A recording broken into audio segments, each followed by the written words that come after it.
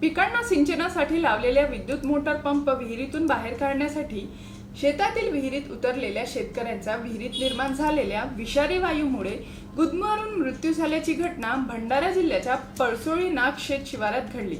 या घटनेत स्थानिक परसोळी नाग येथील 57 वर्षीय रामचंद्र बावनकुळे या शेतकऱ्याचा मृत्यू झाला। पीडित शेतकऱ्याने काही वर्षापूर्वी विहीर बांधून आपल्या शेतीच्या पिकांना सिंचनासाठी विद्युत मोटार पंप लावला होता।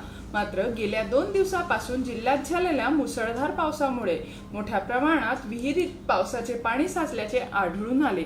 पीडित शेतकऱ्याचा शेतीमाल पाण्यात बुडून खराब होण्याची भीती असल्याने पीडित शेतकरी घटनेच्या दिवशी विहिरीत लावलेल्या मोटार पंप काढण्यासाठी विहिरीत उतरला होता।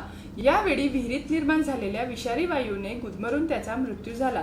मोटार पंप बाहेर काढण्यासाठी शेतकरी विहिरीत उतरून विहिरीत साचलेल्या पाण्यात पडला असता शेतात उपस्थित असलेल्या इतर कुटुंबियांनी या घटनेची माहिती पोलिसांसह स्थानिक ग्रामस्थांना दिली आणि तब्बल 18 तासानंतर मृतदेह बाहेर काढण्यात आले।